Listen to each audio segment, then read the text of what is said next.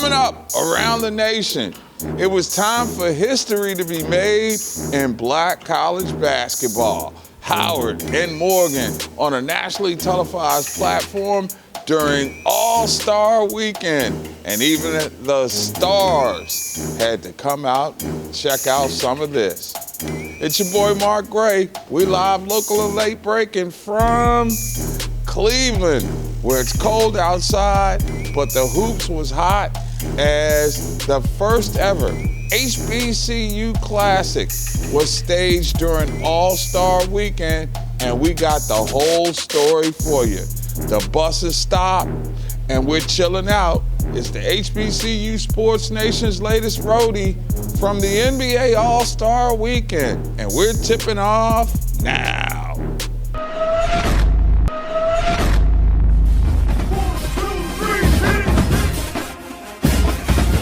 Black College move. Ride, come on. Black College, stand up. HBCU. Sometimes the game is bigger than the platform that it's staged on. And that's what happened here in Cleveland in the first ever HBCU Legacy Classic between Howard and Morgan State. There was a vibe like never before on NBA All-Star Saturday. It was the association's first ever HBCU Classic, and it proved to be a little bit more than just that. The NBA and its TV networks put Howard and Morgan on blast as they were the ambassadors for the cultural experience that is black college sports. Now, this game was dope from the start, with an energy in the building that is rarely, if ever, matched in HBCU basketball unless you're vibing, quite frankly, at the CIAA tournament. It was bigger than just a conference game between two rivals who were meeting for the 121st time. This was more about sharing a cultural experience reminiscent of the black college tradition of homecoming during winter on the frosty shores of Lake Erie while interpreting it for the rest of the nation. The game itself, however, followed the same script from the team's first meeting in Baltimore. Morgan took advantage of Howard's 17 first-half turnovers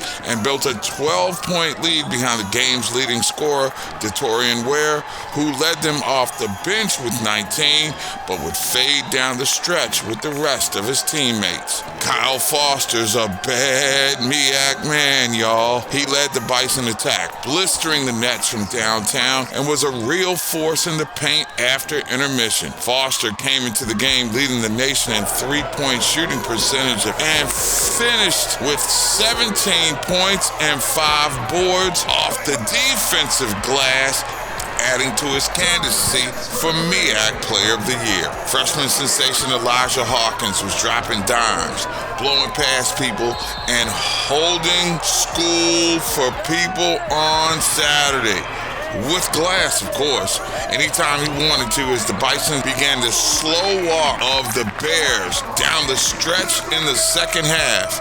Hawkins would finish with 17 points and 5 dimes. Foster also got help from Randall Brumar, who continued playing his best against Morgan, finishing with 17 points and 6 boards. It's like he's been saving his best for the Bears all year. Howard wins the inaugural HBCU Classic in a thriller, 68-66, capping a season sweep of the Bears and making history in the process, one bucket and rebound at a time. This was Howard's 6th consecutive win, and they are slowly but surely trending in the direction of a team that, come MEAC tournament time, nobody wants to see. Morgan State, on the other hand, continues to struggle. Their inability to close games is something that is becoming somewhat frustrating for their fan base and their staff, but they fight on.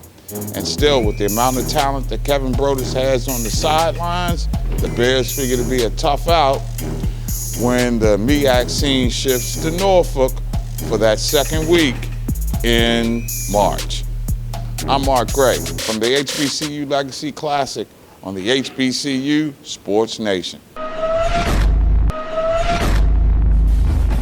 2, 3,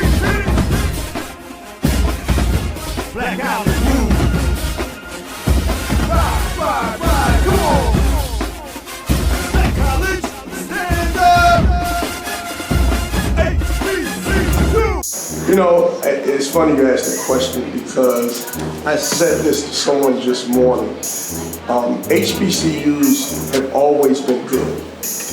Now they have that platform where now everyone is being able to witness it. I mean, HBCUs didn't just become good programs. And I said this to someone this morning.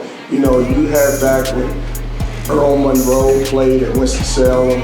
You know, I played against Charles Oakley and some of those guys, Ralph Talley.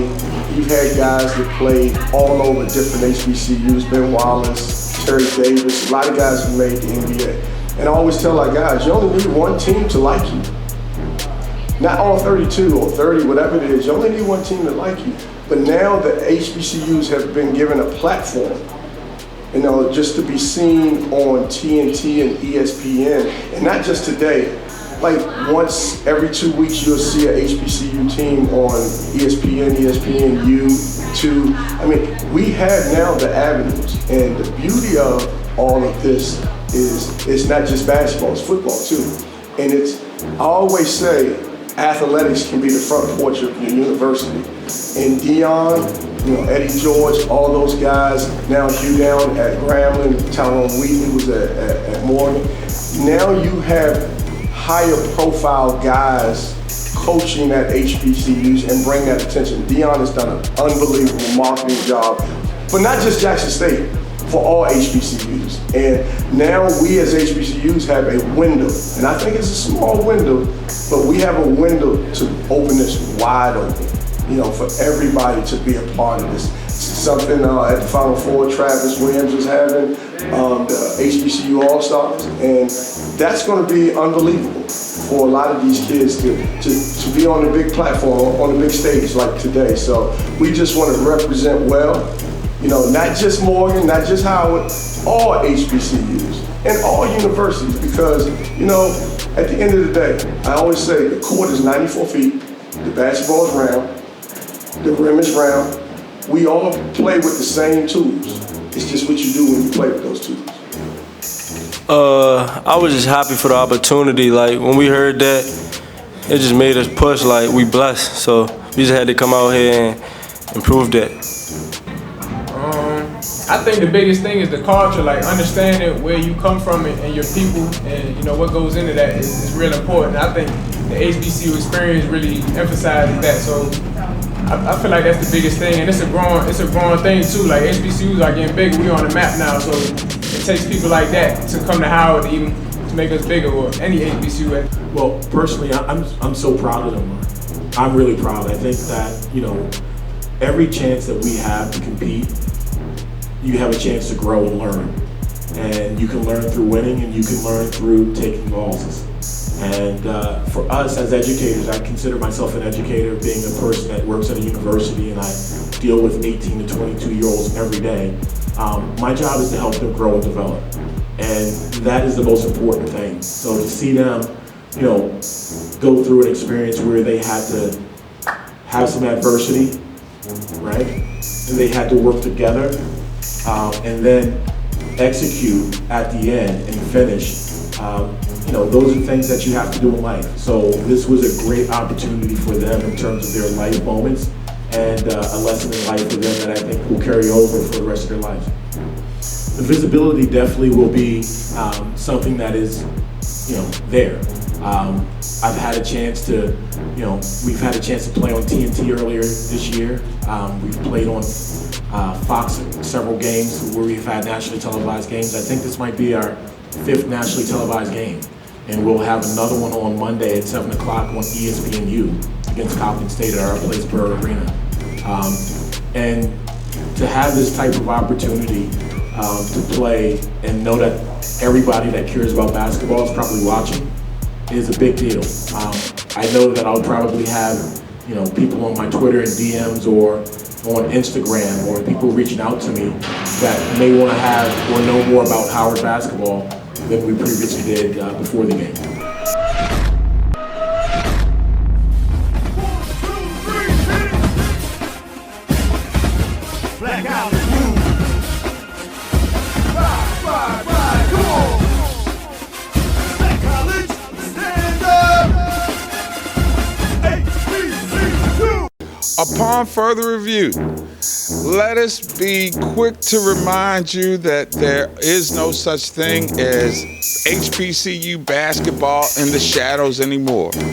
Once again, HBCU basketball gets a platform on center stage, and it proves to be arguably the next great domestic product for the NBA. That's right, I said it, folks. This could be something big. When you look at the merchandising and the marketing opportunities that this game presents, when you look at the way it's connected amongst the cross-section of African Americans.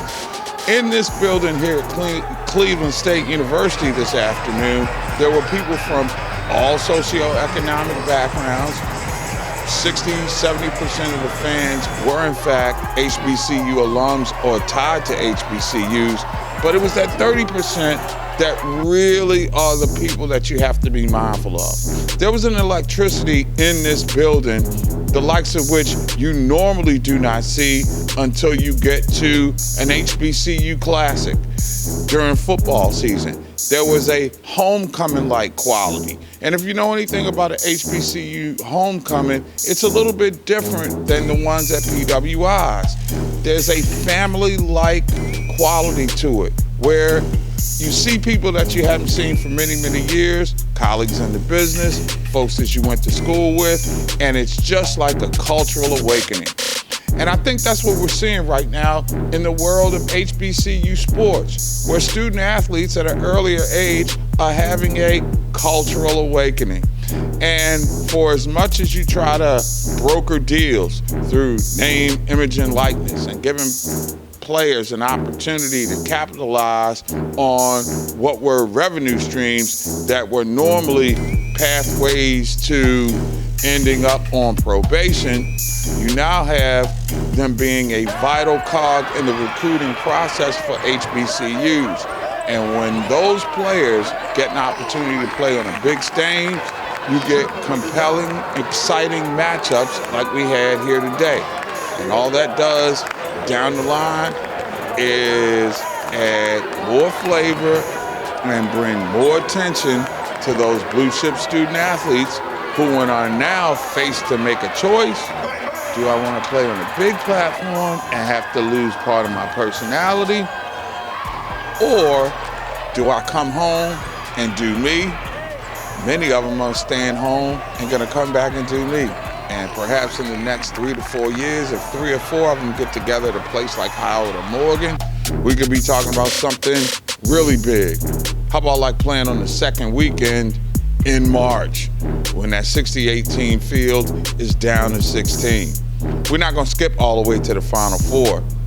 We're just gonna talk about the Sweet 16 for starters. Maybe that Final Four thing is coming off the bench.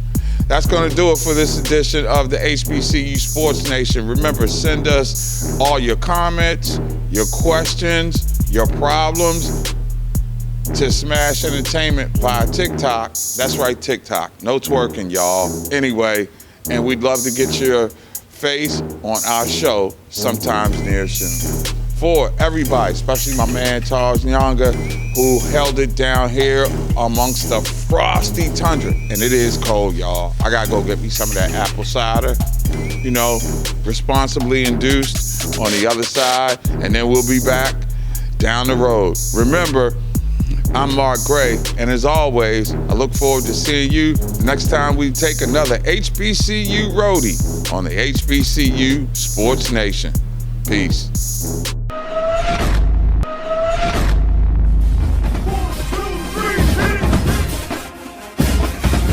Black out the room. Ride, ride, ride.